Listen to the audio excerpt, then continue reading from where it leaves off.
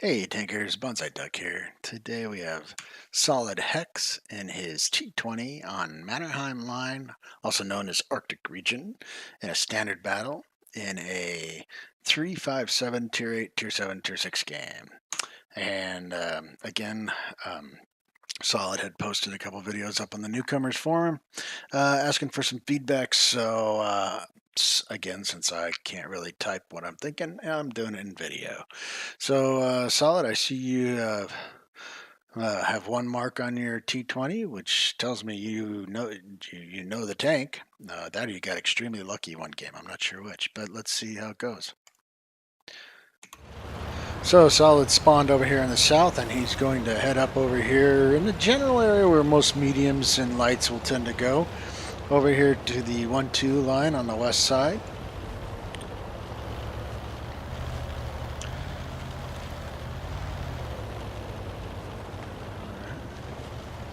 Solid is looking to see if there's anything he can see. Looks like you're running the big gun on that.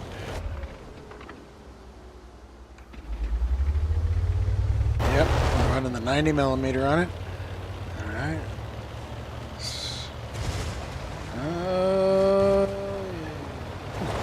I don't know, Solid. You seem to have some, maybe some driving issues, and maybe that's because you're getting sidetracked or looking at something else.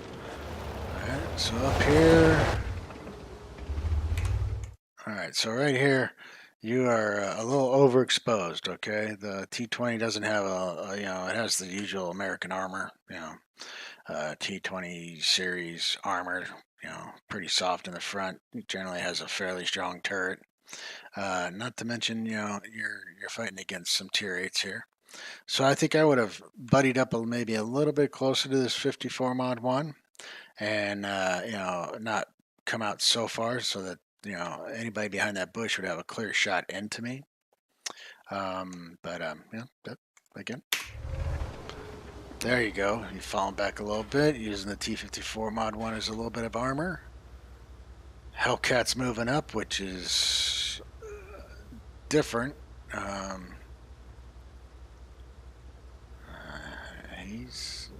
He hasn't spotted anything, which would lead me to believe that you guys could push up. Alright, you got your LTTB who should be doing the spotting. Why he's letting the Hellcat do all the work, hey, got me. You swing a little wide. LTTB is finally out spotting. Alright, you got a P43 coming up here. And there's a Ferdinand back there. You need to either go around that 54 mod 1. Don't go. Okay, up on the hill. Alright. Kind of exposing yourself going up on the hill. Again, using this tank in a hold down scenario will probably serve you a little bit better. Alright, we got an SU-152 up here who was hiding, just waiting for somebody to come around. There's the LTTB. And I think you and the 54 mod 1 could have pushed up a little bit more. I mean, either one of you can accept one shot from that from the Ferdinand or the 152 and still survive. As far as the Ferdinand, you're not gonna be able to penetrate it in the upper hull or in that upper skeleton. You're gonna need to get that boy down in the lower plate or from behind. T54 mod 1 is just getting tore up right now.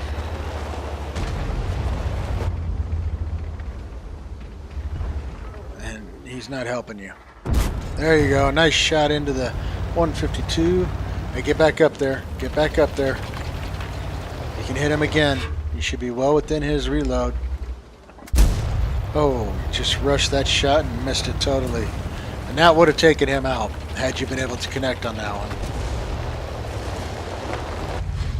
Every time you're going up on these hills, you're exposing yourself. Alright? Remember, American tank, US tanks do a lot better in a hold down scenario. Driving up on the sides there, you're opening yourself up for a lot more damage because you're flattening out your armor. That T-54 Mod 1, though it has a turret, does not have the depression that you have.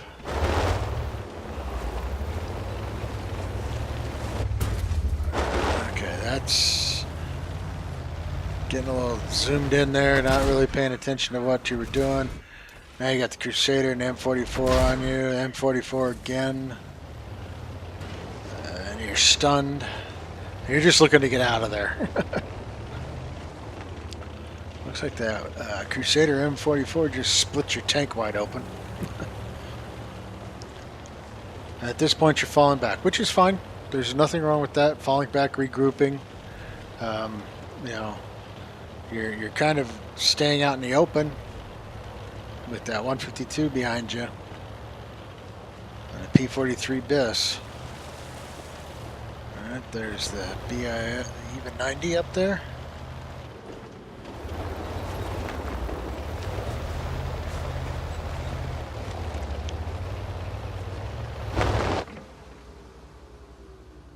Okay. There's nothing wrong with this. Take a shot and get out of there. I would have moved over here to the rocks again, where you could at least, you know, take a shot, pull back, and have the rocks protect you. Right now, if you take a shot, you don't have any protection. You got to go back quite a ways to get some protection from the rock, and even that's not really going to help because it's a straight-on shot.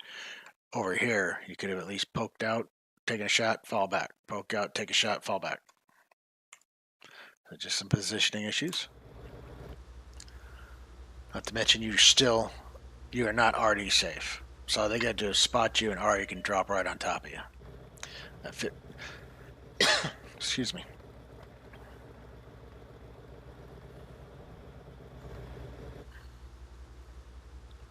The 152s move back towards base because your KV2's pushing up.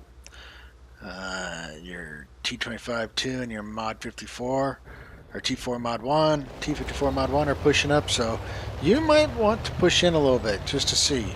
You didn't like that P43. Going over here is dangerous because that 5916 is still in the game. The P43 BIS is still in the game.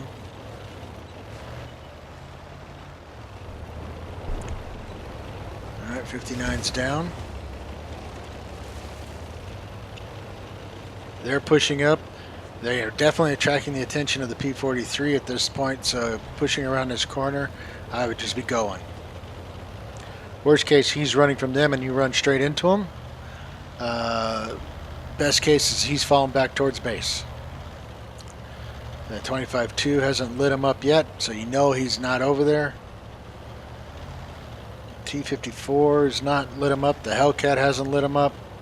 You know, they're either swinging around this way. Up there they are. Scorpion, P-43, the IS-152. All right, so they're all back there. And you could have bid in the fight, you know, had you made this decision a little bit earlier. All right, so understanding late game scenario versus early game scenario. Watch out for that Scorp. Takes so long for this gun to come in. Get the Scorpion.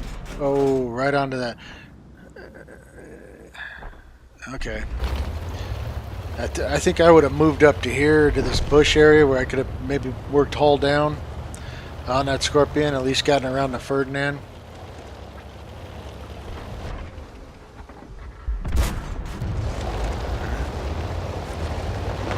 Now you're exposed. Nice kill. Nice kill. Alright. Now remember, 152's over there, so if you swing to the left, you're going to open yourself up on the right for him to take a shot at you. Alright.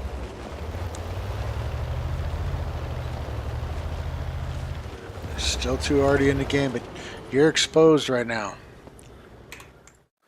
So you're exposed from anything on this side that can spot you. Alright. You're not. The chances of Artie being back here, sure, I imagine he might be, but that T-54 might have had a better chance of lighting him up.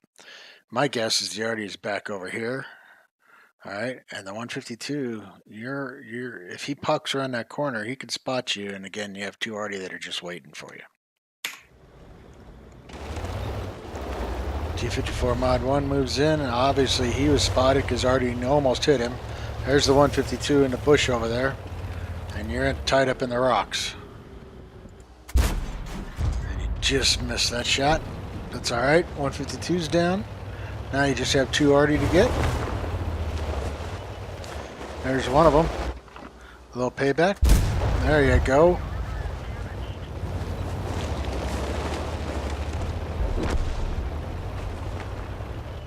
There's the other one. Crusader is quick going backwards.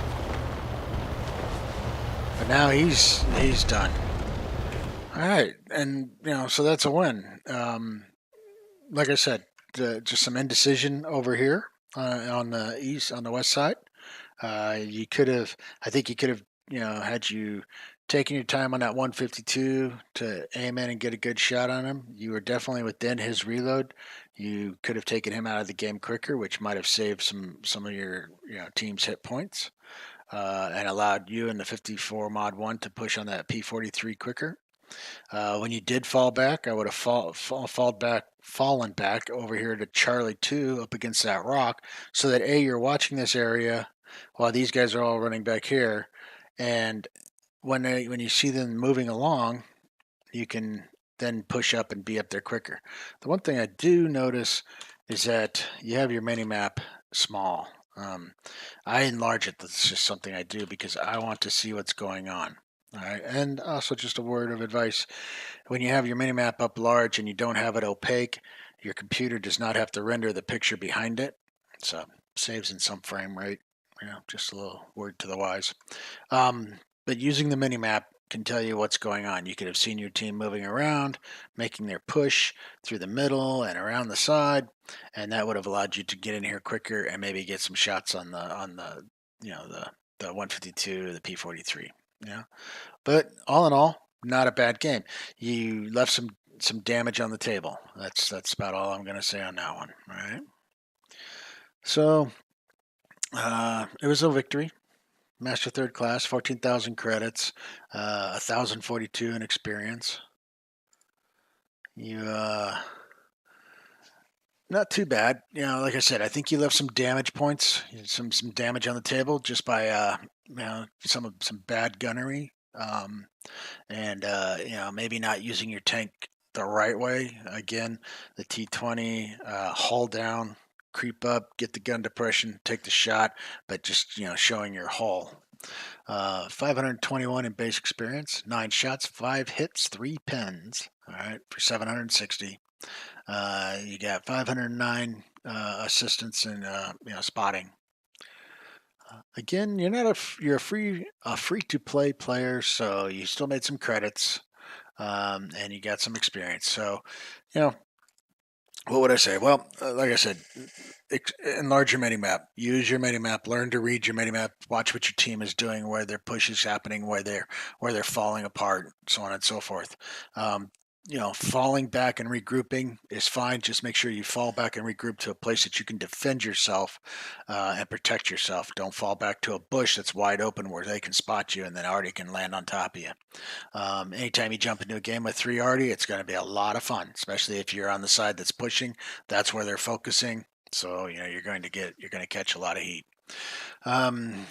That's pretty much it, Solid. So anyway, we have SolidHex on Arctic region or Mannerheim line in his T20 in a standard battle. If you liked the video, hit the like button, and I'll catch you later. Bonsai Duck out.